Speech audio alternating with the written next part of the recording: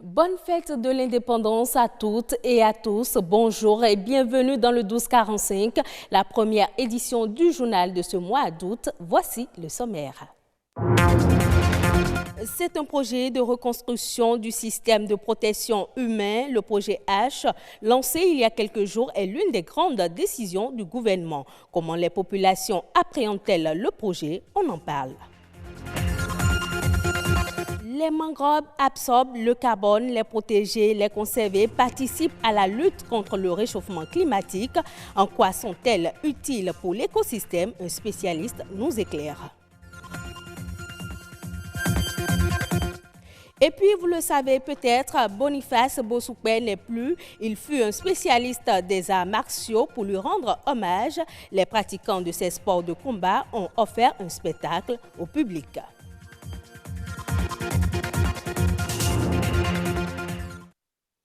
Il vient pour apporter une réponse à l'état des lieux critiques en matière de protection sociale au Bénin. Le projet Assurance pour le renforcement du capital humain Arche a pour ambition de reconstruire le système de protection sanitaire dans une perspective de renforcement du capital humain. Ceci afin d'assurer l'accès équitable aux soins de santé. C'est une première depuis 1960. De quoi retourne le projet et comment les populations l'appréhendent-elles? Les précisions avec Ulvaïs Balogun. Au Bénin, le taux de pauvreté est d'environ 40%, dont plus de 22% sont des Béninois extrêmement pauvres. Des milliers de personnes qui n'ont pas accès à des soins de santé de qualité. À cette situation vient répondre le projet Assurance pour le renforcement du capital humain Arche, un projet qui vise à accroître la capacité et l'accès aux services sociaux de base. L'initiative, qui vient d'entrer dans sa phase pilote, reçoit déjà l'adhésion des populations. C'est salutaire pour les populations. Désormais que les populations, même si elles n'ont pas les moyens, aillent vers les centres de santé pour éviter le pire.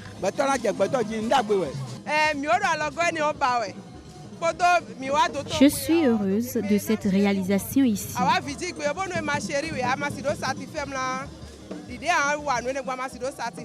Le projet Arche, c'est un ensemble de 4 volets.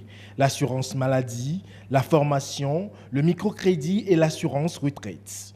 Il vient ainsi répondre aux nombreuses difficultés des populations en matière de prise en charge sanitaire. Cela veut dire que nos enfants, nos parents, nos femmes enceintes qui n'ont pas les moyens peuvent aller se soigner gratuitement.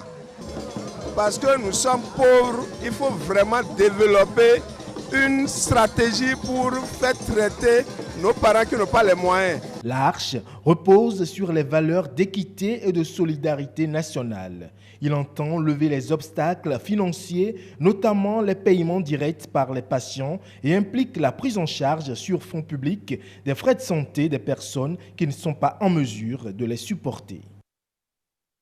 Connaissez-vous les mangroves? Elles sont essentielles pour l'écosystème de marais maritimes, incluant un groupement de végétaux spécifiques. Ce sont des zones remarquables de par leur richesse et leur capacité d'absorption du carbone. Rien que pour ces raisons, leur préservation s'impose. Massinte Ogou, ingénieur agronome, nous parle ici de l'utilité des mangroves. Il est au micro de Amandine Aniambossou. On l'écoute. Les mangroves, en termes d'utilité, on peut d'abord voir leur dispositif. Avec les racines de chasse, ces mangroves, sinon les palétuviers, permettent la reproduction des poissons et de beaucoup d'autres espèces ressources halieutiques. Les mangroves permettent l'accueil des oiseaux qui quittent les zones de fraîcheur de l'autre côté pour venir passer un temps, le temps de se reproduire ou d'éviter quand même le froid. Et ces mêmes mangroves sont les lieux où beaucoup d'espèces, les lézards, les crabes, se développent. Mais la plus grande menace, c'est beaucoup plus l'action de l'homme et action centrée sur la coupe la coupe pour diverses activités. Et pour une gestion durable, la première chose, c'est d'abord éviter la coupe. Et éviter la coupe, ce n'est pas annuler la coupe, mais c'est organiser la coupe de manière à ce que ça ne nuise pas à la ressource. Faire en sorte que les populations comprennent l'utilité de cet écosystème de mangrove et travaillent pour sa préservation. Et travailler pour sa préservation, c'est développer des activités non en conflit avec la destruction des palétuviers et autres espèces de mangroves. Et de l'autre côté, il faudrait que les tests qui régissent la gestion de ces écosystèmes, que ces tests soient également mis en application pour permettre à la population de comprendre que oui, éduquer c'est une bonne chose, mais il faudra également respecter la réglementation en vigueur dans le pays.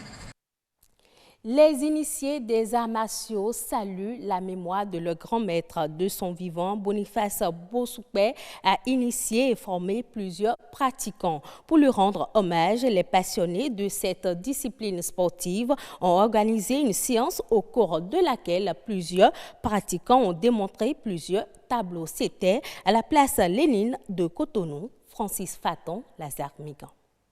L'art martial, les pratiquants se défient. Ici, à la place Lénine, ils sont plus d'une cinquantaine à se donner au mouvement du corps. Tout ce que vous avez vu comme mouvement, c'est une expression.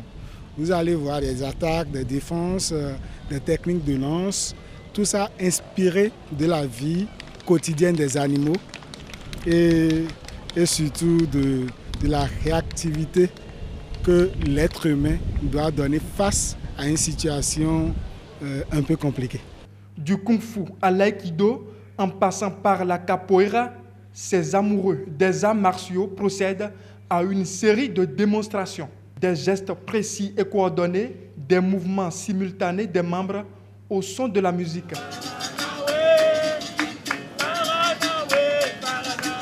Les pratiquants démontrent la beauté de cet art au grand public. Le kung-fu, c'est un art de vivre, c'est une philosophie. C'est une philosophie qui nous transmet le respect de la vie humaine, le respect de la personne qui est devant nous et la soumission à une personne plus faible que soi. Parmi ces disciplines, une seule attire l'attention de tous, la capoeira, un art aux identités culturelles africaines.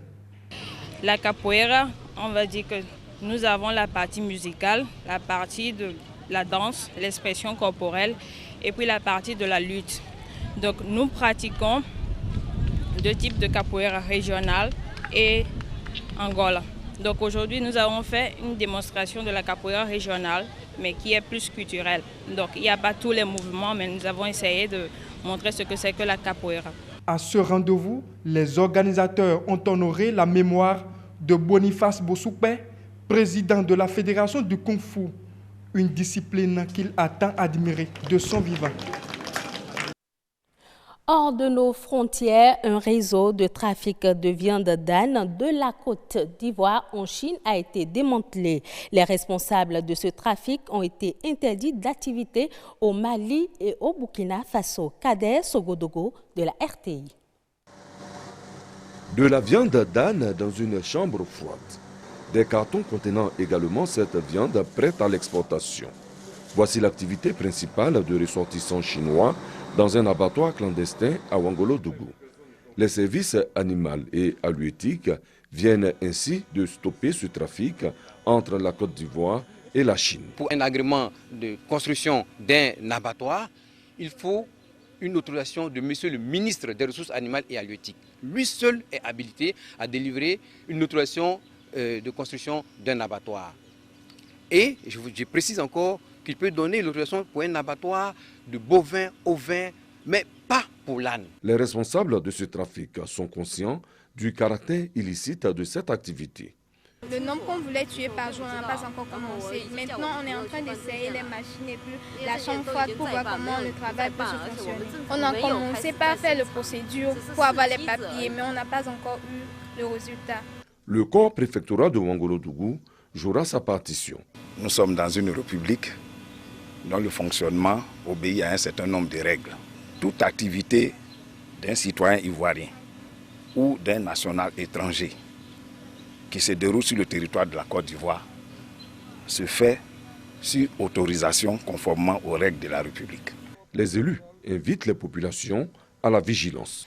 Parlons toujours du commerce de viande, mais en Afrique du Sud, cette fois où l'industrie bovine peut reprendre ses expéditions de viande vers la Chine. Ces exportations avaient été suspendues en raison de l'épidémie de fièvre afteuse déclenchée en janvier dernier à Vembe, un district septentrional de la province du Limpopo. D'après les autorités sud-africaines, la restriction commerciale a été levée depuis le 23 juillet dernier. Retenons qu'en 2018, l'Afrique du Sud a exporté environ 10 000 tonnes de viande de bœuf vers la Chine, évaluée à 70 milliards de francs CFA.